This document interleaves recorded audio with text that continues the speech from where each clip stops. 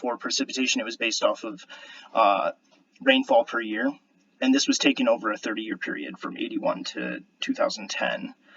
And bedrock geology, I ranked it based on a classification system used by by Nanis in 2009. His study occurred in the Rocky Mountains, so it was a little bit different, but I was able to adapt it to sort of my data and apply it. So as you can see, it's all based off the buffering capacity, which I talked about earlier, is the ability of an entity to resist changes in acidity. After this was done and my reclassification was done, I did a weighted overlay of the bedrock geology and the precipitation, with 65% weight going to bedrock geology and 35% weight going to annual precipitation. And those weighted ranks basically gave me a susceptibility ranking, where very high susceptibility meant that the area was prone to changes in acidity, and very low susceptibility meant that the area could resist changes in acidity. After that, I added the selected water bodies, 30 water bodies with area greater than 5 kilometers. I added that layer over the top of the raster, and then I eventually selected 4 specific lake basins located in areas of very high susceptibility, with the goal of establishing which lakes might need the most monitoring or conservation efforts to help resist overall changes to the water quality. So I'll start showing my results here. These are just re-symbolized rasters of my precipitation, climate, and bedrock lithology data. As you can see, this one is a lot cleaner and easier to read, whereas this one is sort of a mess. That's just because it's variable in the area. There's a lot of different rock types going on, and a lot of that has to do with, erosion over, thousands and hundreds of thousands of years, and other geologic events over the time scale. So yeah, it's a little bit difficult, but once I was done with the reclassification, it cleaned up a lot, because some of these, I'll go back and show you, like some of these types of stones and rocks actually fell within the same classification of buffering capacity, so it was able to really clean it up and make it a lot easier to understand visually. So as you can see, this really big area had a moderate buffering capacity, but anywhere in red has a very low buffering capacity. So the low buffering capacity means it's very unlikely that it's going to resist changes in acidity. So now I'll go over here and show you my weighted overlay. This is sort of showing you where a water body is going to be the most susceptible to changes in acidity based on its precipitation and its average annual rainfall. And as you can see, I overlaid the layers containing my water bodies on top of it, and some of them fall within areas where there's moderate or very low susceptibility, and some of them fall within areas where there's very high susceptibility, like, for example, up here, right here, this lake, and this lake here. So what I wanted to do was select 5 of the lakes with the highest susceptibility to show that, these are the lakes that need the most focus in terms of combating changes in pH, and that's where these 5 lakes were selected. So these 5 lakes are Lake Champlain, Indian Lake, the Great Sacandaga, and I'll show you the last 2 right here are the Upper Chautauqua Lake and Chazy Lake.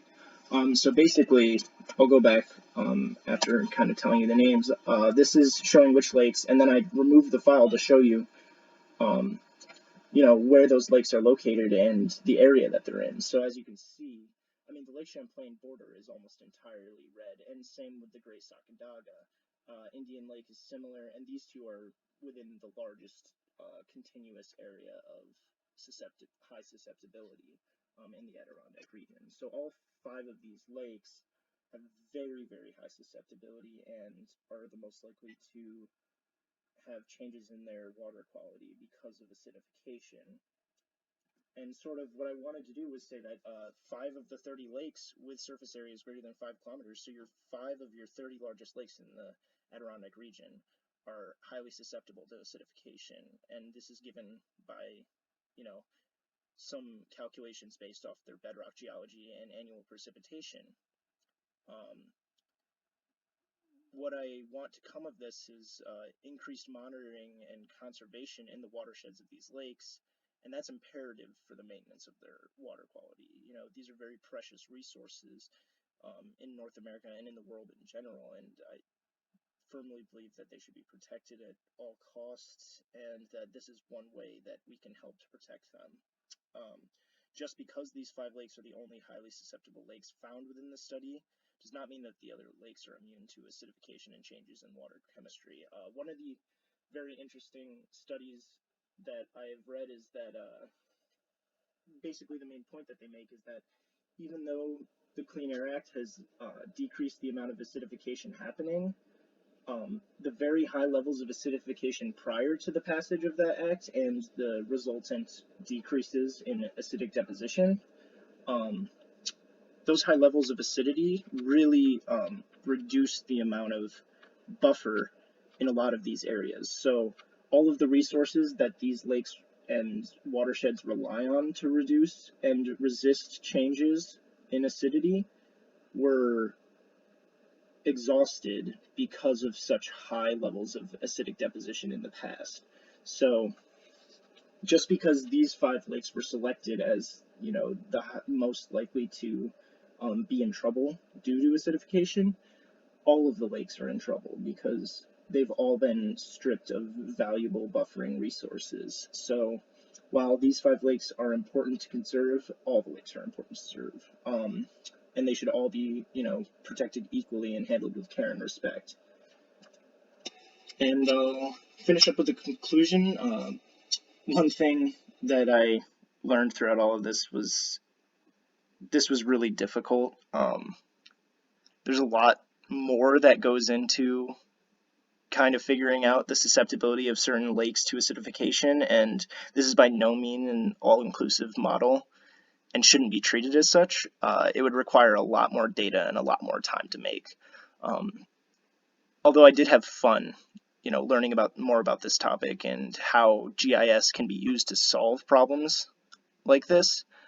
I really think that a lot more time and a lot more care and focus into the topic would be required. In the future, if I were to test this, the efficacy of this model, I would probably require some sort of real water samples from the study area and from the specific 5 lakes, and then some of the other 30 lakes to kind of help me prove my case.